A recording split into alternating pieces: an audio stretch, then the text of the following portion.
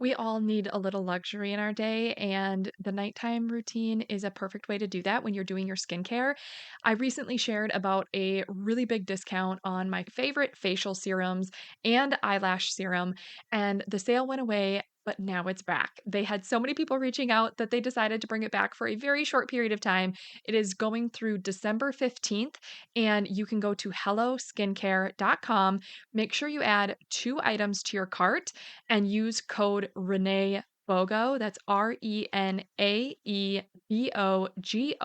all one word, Renae BOGO. And then one of your items in your cart are going to be completely free. That is an amazing deal. You cannot go wrong. All of their products are just absolutely incredible. I use the Time Machine at night, the C Juvenate in the morning, and I use the eyelash serum, a quick swipe across my lashes right before I go to bed. It's at the end of my skincare routine, and I absolutely love it. My skin is hydrated. My wrinkles and fine lines are almost non existent because it hydrates so well. And as we're going into winter, we need this. So take advantage of this sale. It is only here for a short period of time. Again, it goes through December 15th. So it's ending very soon. Use code Renae BOGO on helloskincare.com. And I hope you enjoy. You have heard me talk about sinking funds on the podcast, but have you ever wondered about the particulars of where to save these funds?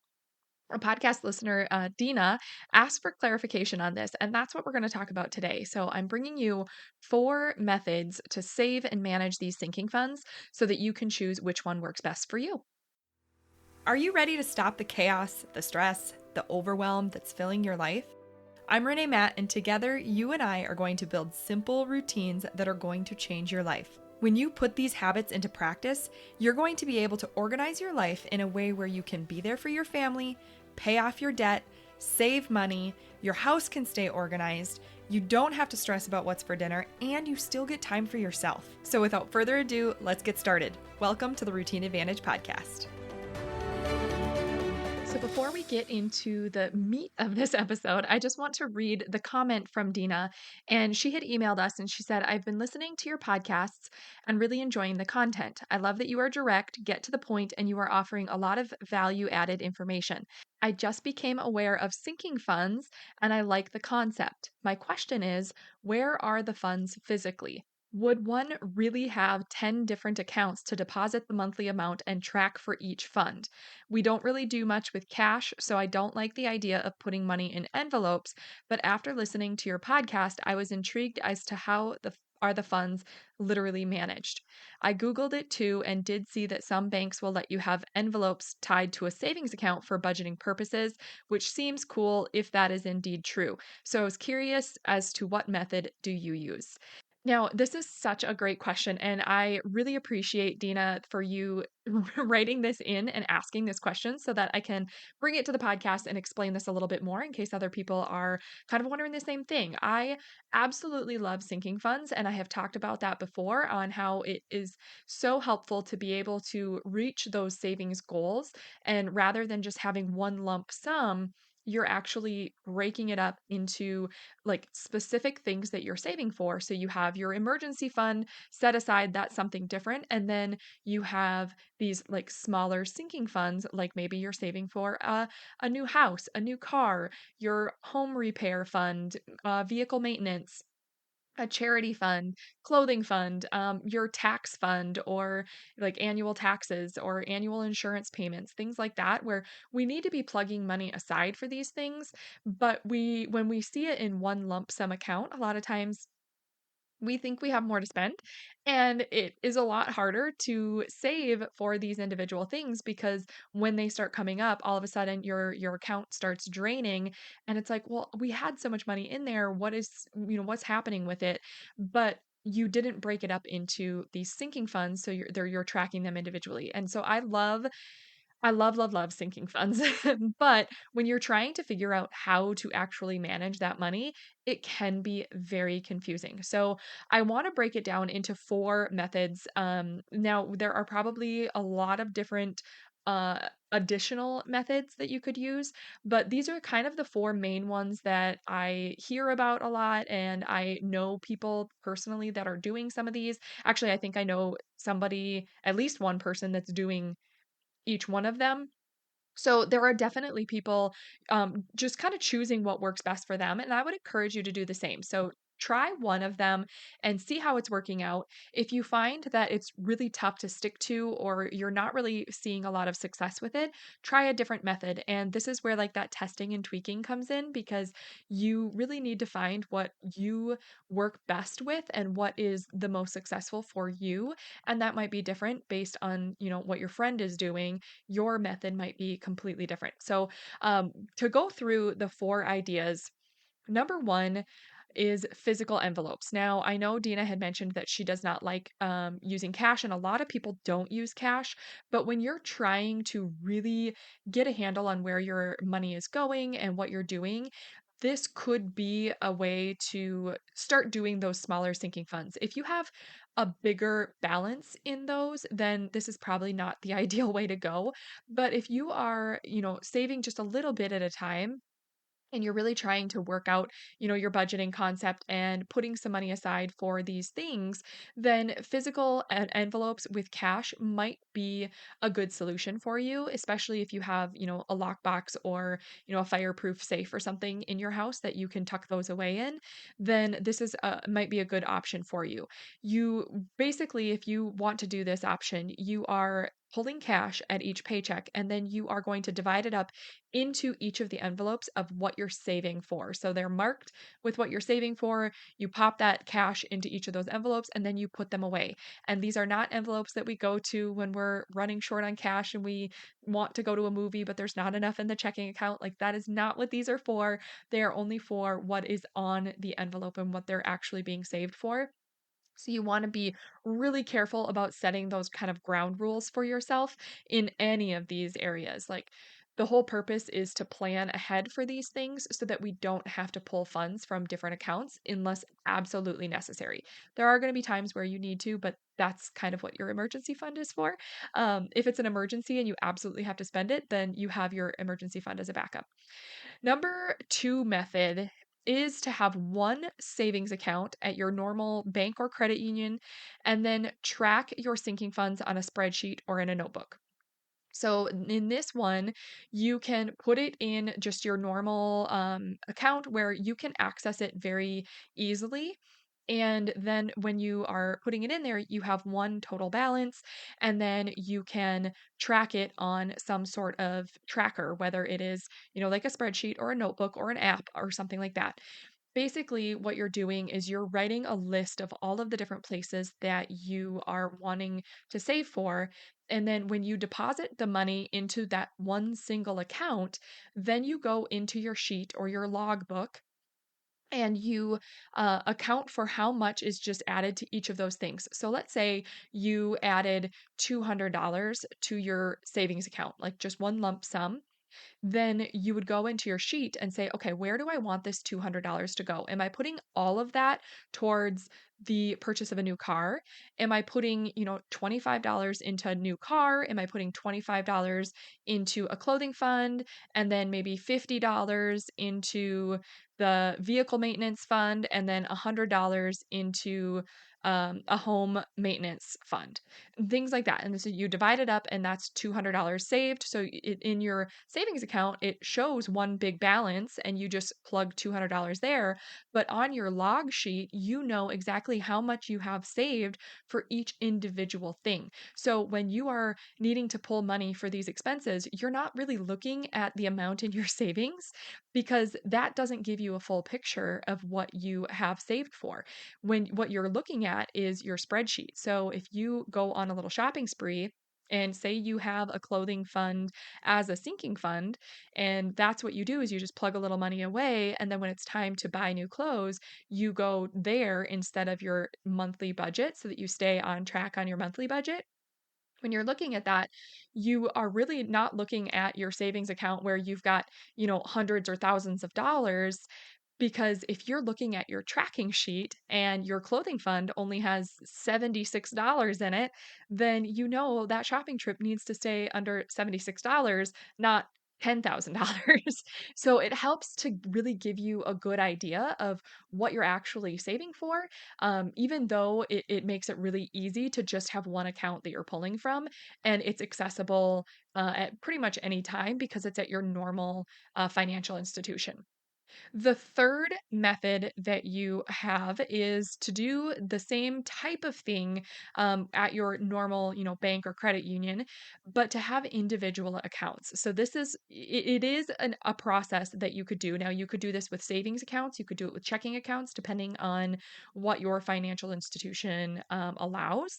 But I do know people that have several different accounts for each individual thing. So they kind of split it up by category where you have, one checking account for like groceries. You have one checking account for Christmas fund. You have one checking account for uh any car maintenance, things like that. And you basically have, yes, you have like 10, 15 different accounts, and sometimes they even have like their own debit or ATM card assigned to each of these accounts. And then you might have a wallet full of all these different cards, and but you just have to make sure that you're using the correct card when you are um, making the purchase for that particular thing.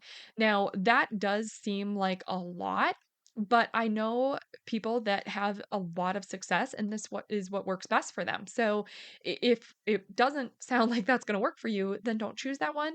But if that is what's like, ooh, that would actually work for the way that my brain works, then that might be something to look into. Method number 4 is the bucket type accounts that were mentioned, and they are they are a real thing. So in this type of account, you can basically have one savings account, and you can put the money in and divide it into buckets right on the website or the app that you're working on, rather than tracking it in a spreadsheet or a logbook of some kind. Now, the benefit of this is that when you're using an account like this, like for instance, Ally is one of them. It's ALLY, and I can put actually a referral code in the notes. I think I can refer up to. I think it's like 5 people, and then you get like a bonus for signing up under it or something like that. But I can put the referral code if you happen to be one of the first 5 that signs up. Then go ahead and take it. But it's a really cool, online bank, and basically, it is a high yield savings account. So you're going to earn a lot more interest on your funds that are being saved in there than you would at like a typical, bank or credit union in their normal savings accounts. Now, one thing to keep in mind is that a lot of times, unless you're willing to pay a fee, it does, take a few days for it to transfer to your normal account if you need to access that money. So that is just something to consider. And a lot of times when you're setting these things up, make sure you're looking at how often you are able to pull the money and if that's going to work for the type of funds you're saving for. But basically, in this type of account, you deposit your money, and then you can set up whatever buckets that you want, and you can have it saved for that. So if you're depositing again, like that $200, you're going to plug it in there, and then you can go in there and you can transfer it and assign how much you want to go into each of those buckets. And it's just a more visual way of doing it, and you're doing it right with the financial institution rather than doing it on your spreadsheet or logbook. So it's a very similar concept. It's just a little bit different. And then a lot of times these accounts, depending on which one you're going to, can earn you a lot more interest than a normal savings account. So there are a lot of options, as you can see. So you can pick and choose what works best for you and test it and tweak it. And if you need to kind of change things up later, you can. But I would strongly encourage you to give it a good chance and see if you can make it work for you, whichever one you choose first. Now, there are a few important key things to remember. Is number one, you want to have a place to house the money. That's the main thing when you're doing any sinking funds. You just want a place to house it, whether that's physically or digitally. You just want to make sure that you are putting it in one particular place so that you know where those are being managed. Number two, to do these sinking funds properly is you just want to be understanding what you are saving for within each fund. So, yes, you could just have one big savings account, but like I said before, that's really hard when other expenses come up, and you might feel like those funds are getting drained pretty quickly, and it's hard to actually feel like you're getting ahead. And by doing it this way and breaking it down, it allows you to really look at what you're saving for so that you can build that balance much quicker over time because you're paying more attention about to what you're actually saving for.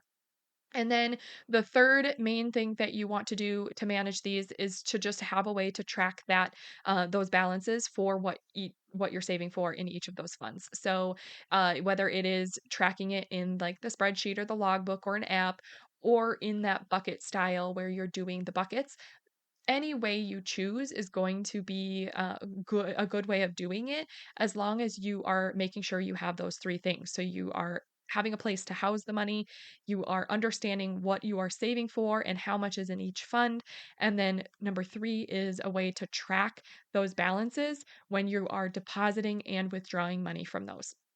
And then I kind of wanted to mention, since Dina had asked about it, like what we do personally. Now, we kind of combine a couple of the methods. So, we do have our savings accounts with our normal credit union.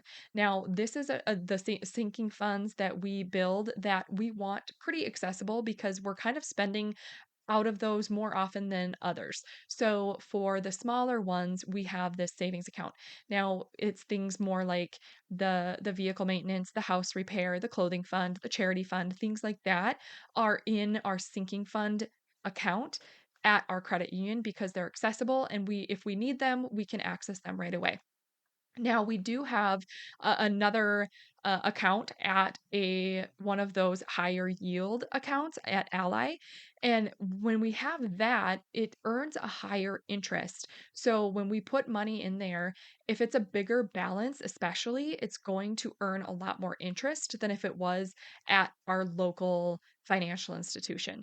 So we do our emergency fund there because we're not accessing it often, and we can minimize the withdrawals, and we can just continue to set up the automatic deposits from our paychecks to go right in there. Now, that is something that we do because we can put the emergency fund, and then we also are saving for our house in that fund because those are two accounts that we can plug it away and just have it sitting there, and we don't need to access it very often. So we don't have to worry about how, much we need to withdraw it or if we need to access it within an immediate time frame. It's okay that if we need to transfer something, we're going to be okay if it takes a few days. But that is something that we can have it automatically deposit, and then once it's there, we can go in and assign how much we want into each of those buckets. And then, so that's kind of what we do is kind of a combination of the two, so that we have the larger balances that we don't need to access in the high yield savings account, and then we have the smaller ones that we're going to utilize a little more often in our local institution, and we just have a normal savings account there, and then our checking account at the same place. And that works really, really well for us. But it was taking some time to, go back and forth and try some things out, see what was working well and what wasn't working, and adjust as we needed to continue moving forward. So, like I said, start with one thing, give it some time, test it out, find what's not working well. Like if you find that it's not working, really think about like why is it not working? What is it the inconvenience of where it's being deposited or where you can withdraw it from? Is it, tracking all those different things? And think about that aspect of it if you feel like it's not working before you move on to something else, so that you can make sure whatever you're moving to is going to be a better solution and not just cause more problems. So that is just kind of an overview. That was a lot of information in a short amount of time. And I hope that you found it helpful and kind of spurred some ideas on, if you don't have something like this set up, on how it is a benefit to have it set up, and then some methods on how to actually get it set up for you. So I can actually go back through and recap those methods for you. But I just want to encourage you that if you have never budgeted before or done sinking funds like this before, even though it can feel overwhelming, I strongly encourage you to go back into my previous episodes and look at the ones on sinking funds and really like go through the process of how to figure out what you want to save for and how to set those up. And then at that point, you can probably decide a little bit easier on what method you want to use to actually make those or like set those up and start tracking those funds.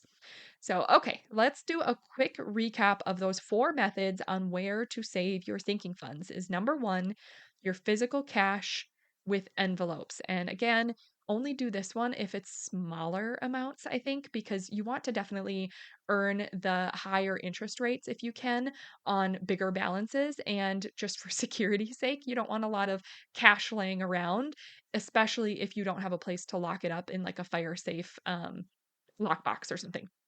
Number two is to have one savings account at your normal bank or credit union, and then track that, each of those sinking funds on a spreadsheet or in a notebook. Number three is to have individual accounts at a bank or credit union for each of your sinking funds, and then transfer as needed or have debit cards for each of those accounts so that you're spending out of each category with specific cards designated for those accounts. And then method number four is to have a bucket type account like Ally, where you can have a high yield savings account and then it deposits into one savings account, but you can split it up into those buckets. And it's just more of the digital way of doing it in your financial app rather than doing it in a logbook or a spreadsheet like you would for number two, the second method. So I hope this was helpful and kind of explained a little bit more on the options that you have for sinking funds.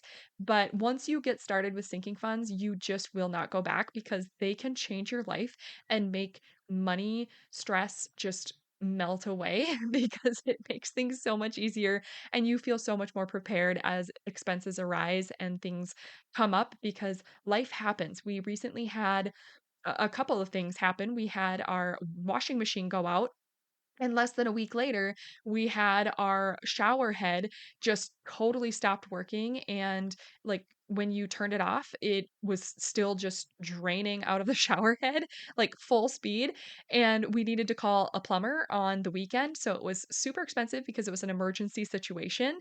And we also had to replace our washing machine. But the nice thing was that we had money set aside for these things because it's been building over time. You just plug a little bit away and then it takes all that stress. If we hadn't had money set aside, we would have been way more stressed about these expenses coming up, and it just gives you so much relief when you have these things planned ahead of time. And yeah, once you start, you just won't go back. So I hope this was helpful and it kind of explained some of your options out there. But if you have other ideas on how you could save your sinking funds or what works well for you, then please do what works well for you. And if you have a different idea that I did not list that has been working well, come share it in our Facebook community because we would love to hear that. And maybe the way you do it is going to be different than anything that we've ever heard, and that will work well for somebody else in the community that has been struggling on finding a method to track and manage their sinking funds. So we would love to see you in there. Even if it's not about this, come join us for other things. You can ask questions. You have full access to me and Clara, and she's in there and answering questions and everything too, and driving the conversation. It's so much fun. So please come in and join us. You can do that at facebook.com/groups/the Routine Advantage community. The link is also in the show notes. And then just one quick note is when you join the group, make sure you're answering those questions when you are requesting to join, because we are going through those and making sure that it's real people and not bots, because we don't want any spammers coming in. So make sure you're answering those questions so that you do get approved and not denied. And I will hopefully see you in there soon. So take care, and I will catch you on the next episode.